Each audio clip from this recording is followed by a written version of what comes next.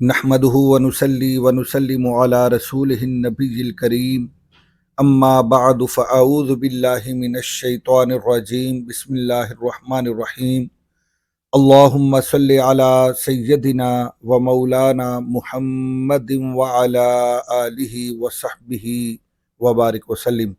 معزز طلباء و طالبات و معزز سامعین گرامی، السلام علیکم ورحمۃ اللہ وبرکاتہ۔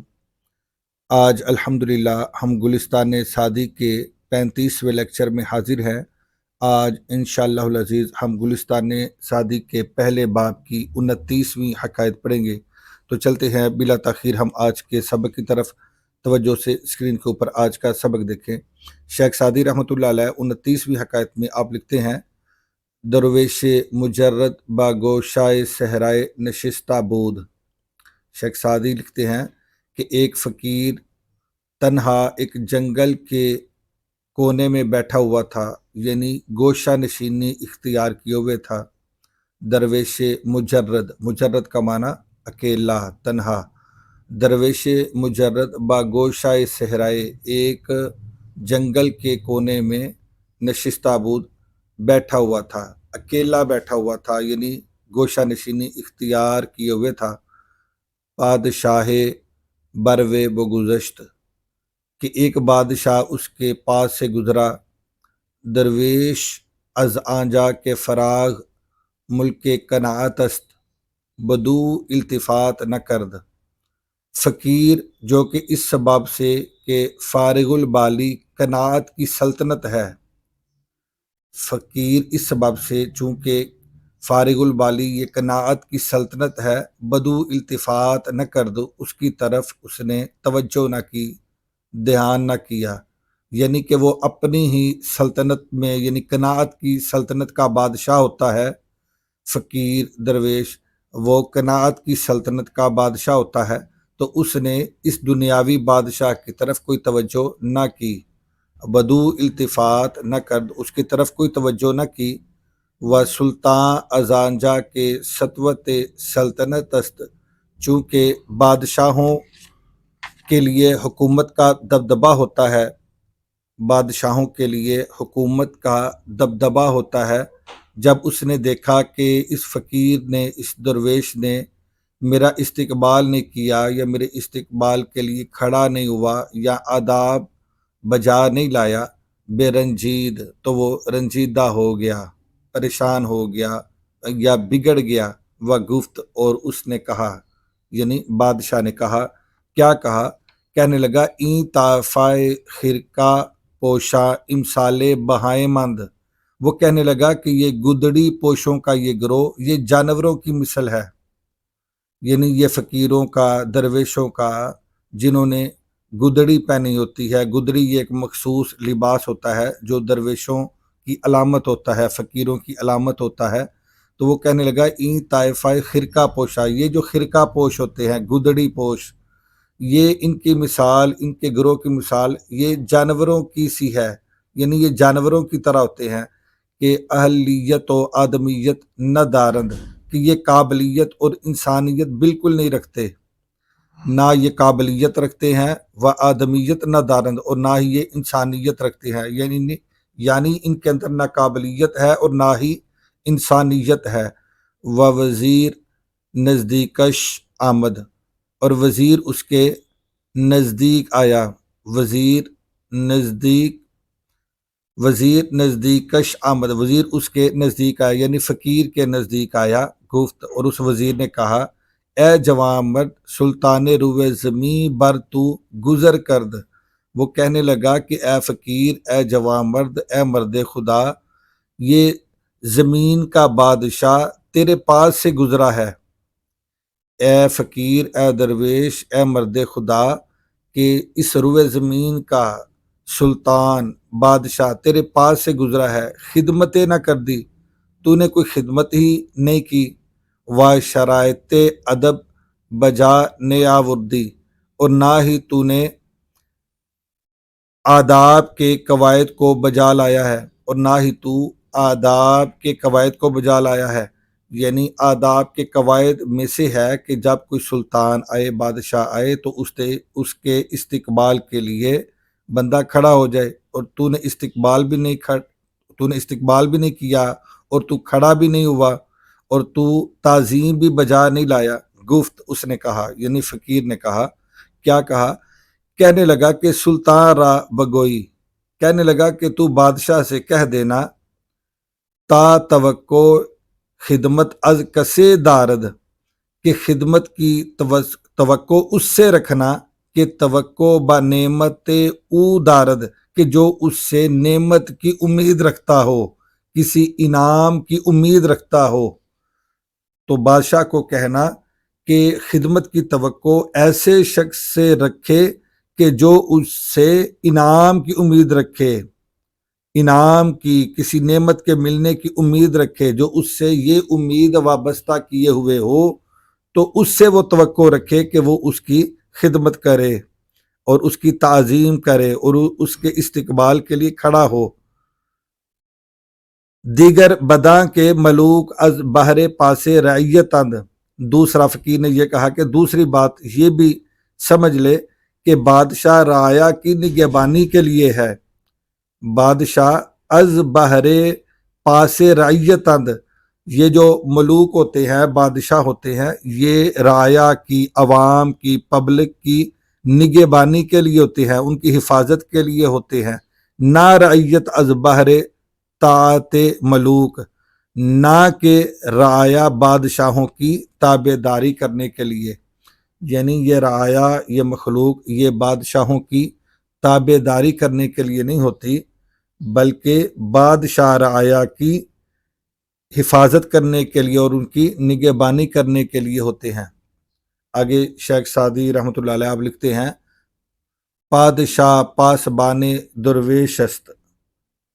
بادشاہ پاسبان درویش است، کہ بادشاہ فقیر کا چوکی دار ہوتا ہے، یعنی اس کا پاسبان ہوتا ہے، اس کا نگہبان ہوتا ہے، اس کی حفاظت کرنے والا ہوتا ہے۔ بادشاہ پاسبان درویش است، بادشاہ یہ فقیر کا چوکی دار ہوتا ہے، درویشوں کا مراد اس سے یعنی پبلک کا، عوام کا چوکی دار ہوتا ہے، اس کا نگہبان ہوتا ہے۔ گرچہ رامش بفر دولت اوست، اگرچہ اس بادشاہ کی دولت کے دبدبے کی وجہ سے وہ اس کا تابع دار ہوتا ہے، یعنی اگرچہ رعایا، اگرچہ عوام، اگرچہ پبلک اس کی تابع دار ہوتی ہے، اس کے رعب کی وجہ سے، اس کے منصب کی وجہ سے، اس کی شان و شوکت کی وجہ سے، اس کے دبدبے کی وجہ سے اور اس کے مال و دولت کی وجہ سے، اگرچہ پبلک، عوام، رعایا اس کی تابع دار ہوتی ہے، لیکن حقیقت بات یہ ہے کہ بادشاہ عوام کا چوکی دار اور نگہبان ہوتا ہے۔ چلتے ہیں آگے شیخ سعدی رحمۃ اللہ علیہ اب لکھتے ہیں، گوس پند از برائے چوپاں نیست، بھیڑ چرواہے کے لیے نہیں ہوتی، گوس پند از برائے چوپاں نیست، بھیڑ چرواہے کے لیے نہیں ہوتی، بلکہ چوپاں برائے خدمت اوست، بلکہ چرواہا اس کی خدمت کے لیے ہوتا ہے، بلکہ چرواہا اس کی خدمت کے لیے ہوتا ہے۔ آگے شیخ سعدی لکھتے ہیں، گر یکے را تو کامراں بینی، اگر تو ایک کو بامراد دیکھتا ہے، گر یکے را تو کامراں بینی، اگر تو ایک کو بامراد دیکھتا ہے، کامیاب دیکھتا ہے، دیگرے را دل از مجاہدہ ریش، تو دوسرے کا دل محنت و مشقت سے زخمی ہوتا ہے، تو دوسرے کا دل محنت اور مشقت سے زخمی ہوتا ہے۔ روز کے چند باش تا بخورد، تو تھوڑے دن ٹھہر، تاکہ ظالم کے خاک مغز سر خیال اندیش، تاکہ ظالم کے سر کے بیجے کو مٹی کھا لے، تو تھوڑے دن انتظار کر، یعنی بہت جلد وہ وقت آنے والا ہے کہ وہ ظالم اس دنیا میں نہیں رہے گا اور وہ زیر زمین ہوگا، وہ زمین کے اوپر نہیں ہوگا بلکہ زیر زمین ہوگا اور مٹی اس کے سر کے بیجے کو کھا جائے گی۔ آگے شیخ سعدی لکھتے ہیں، فرق شاہی و بندگی برخاست، بادشاہی اور غلامی کا فرق مٹ گیا، فرق شاہی و بندگی برخاست، شاہی، بادشاہی اور غلامی کا فرق ختم ہو جاتا ہے، چون قضائے بنشتہ آمد پیش، جب لکھی ہوئی تقدیر سامنے آتی ہے، یعنی جب موت آتی ہے تو پھر کوئی بادشاہ بادشاہ نہیں رہتا اور کوئی غلام غلام نہیں رہتا، موت سب کے لیے ایک جیسی ہوتی ہے۔ آگے شیخ سعدی لکھتے ہیں، گر کسے خاک مردہ باز کند، اگر کوئی مردے کی قبر کھولے، اگر کوئی مردے کی قبر کھولے، گر کسے خاک مردہ، مردے کی قبر کو کھولے، نہ شناسد توانگر ار درویش،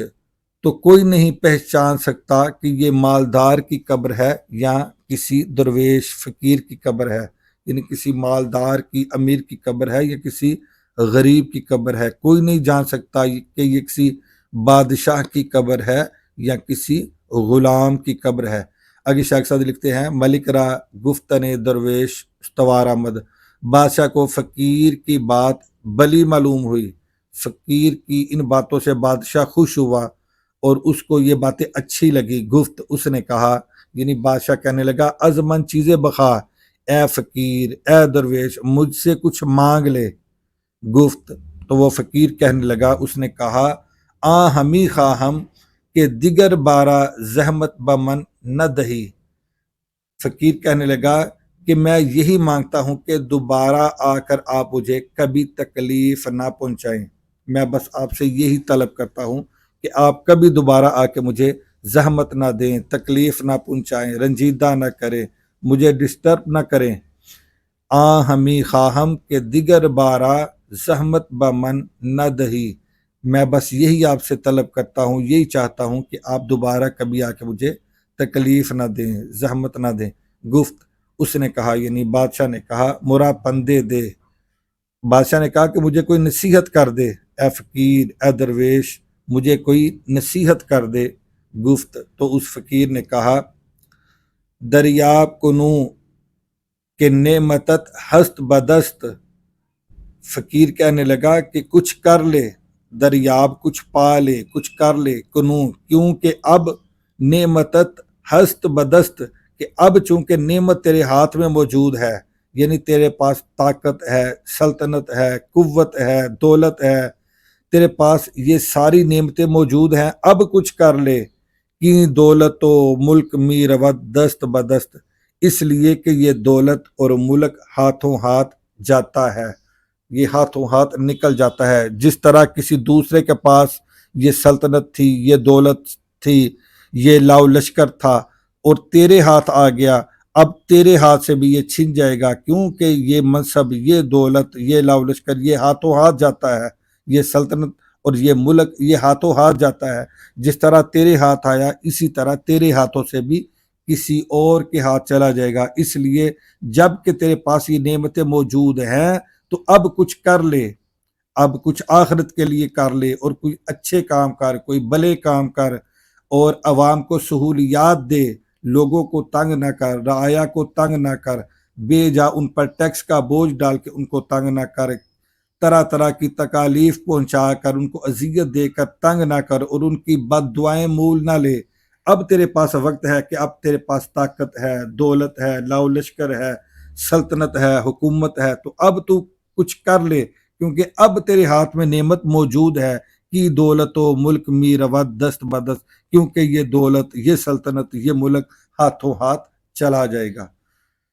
تو امید ہے کہ آج کی حکایت بھی آپ نے اچھے طریقے سے سماعت کی ہوگی، سمجھی ہوگی اور پسند کی ہوگی۔ آج کے لیے اتنا ہی کافی ہے۔ اللہ حافظ۔ السلام علیکم ورحمۃ اللہ وبرکاتہ۔